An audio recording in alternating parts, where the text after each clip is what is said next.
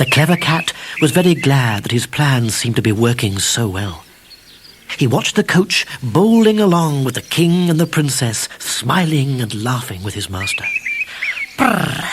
Now for the next part of my plan," he purred, as he took a short cut through the fields to the ogre's castle. It was a very grand castle, and the ogre was a very fierce and terrible ogre. He frightened all the people with his loud voice and cruel ways. He was very rich because he scared the people so much that they gave him all their valuable things so he would leave them alone. His castle was full of gold and silver and precious jewels. The ogre had no friends and very few visitors, and so he was surprised when his servant announced that a cat in boots with a red cape and a hat with a plume wanted to pay his respects to the ogre. "Show him in," roared the ogre. "This should be fun. I haven't been cruel and mean and nasty to anyone for at least a day. A puss in boots. Ho, ho. Let's see if I can make him shake in his boots then."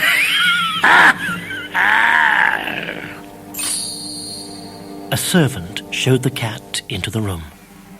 "So," Roared the ogre. "you're the puss in boots then?" And although the ogre looked and sounded fierce, he was a little taken aback. After all, it's not every day that you see a cat with fine brown boots trimmed with a golden buckle, a red cape, and a hat with a plume. "At your service, sire," replied the cat, as he bowed low before the ogre. The ogre was not amused. It was bad enough that the cat wore boots, but it was unheard of that he was not afraid of him. The ogre fixed the cat with his fiercest expression. "I don't need your services," he growled, "but I will take your boots and your cape and your plumed hat. Then I will have something to remember you by after I have eaten you for my supper." And he leant back in his chair and laughed a really horrible laugh.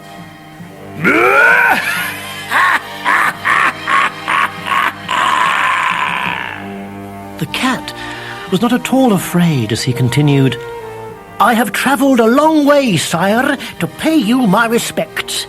For I have heard that you can perform amazing feats. I have even heard it said that you can turn yourself into anything you want." The ogre was easily flattered.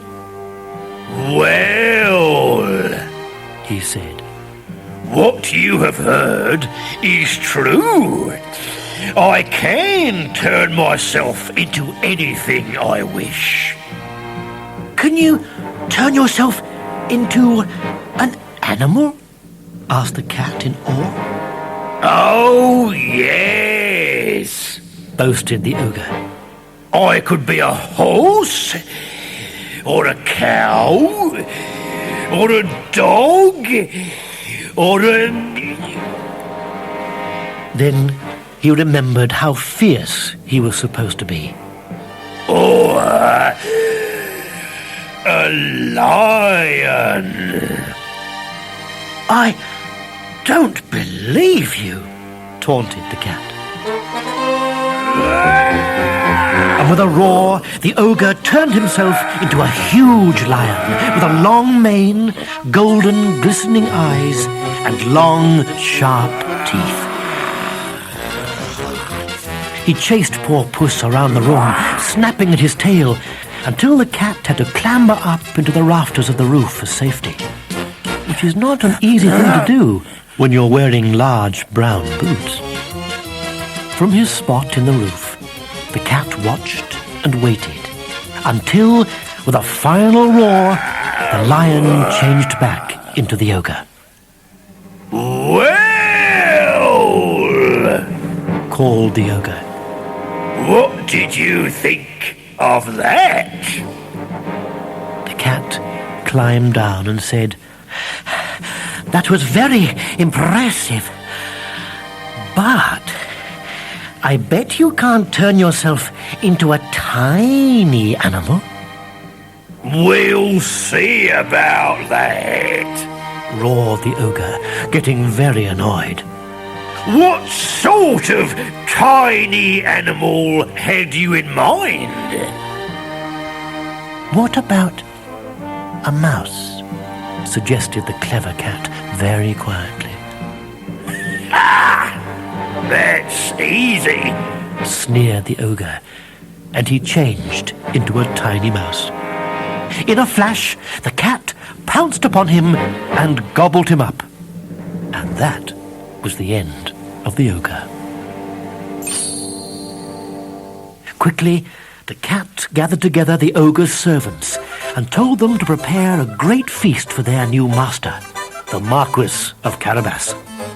Then he dashed across the drawbridge and was just in time to see the king's carriage approaching. The carriage slowed down as it neared the castle, and the cat stepped out into the road. "Good evening, sire," he called out. "Welcome to the home of my master, the Marquis of Carabas." The king looked at the younger son in surprise. "My lord Marquis," he exclaimed, "there seems no end to the property you own, but this castle is truly beautiful." The princess murmured her approval too. Proudly, the younger son led them into the castle and into the great hall, where a marvelous banquet was laid out. The king was very impressed as he looked around at the magnificent interior and marveled at the gold and silver on the table. The princess was busy looking too, but only at the younger son, who held her hand gently as he led her to the table. By the time the meal was ended, the king had agreed to give the hand of his beautiful daughter to the Marquis of Carabas. Shortly afterwards, the Marquis and the princess were married. The clever cat was the guest of honor, and he lived the rest of his days in the castle, entertaining royal guests, chasing mice when he felt like it, and generally behaving like a lord. In fact, the Marquis made him a lord as a thank you for making his fortune.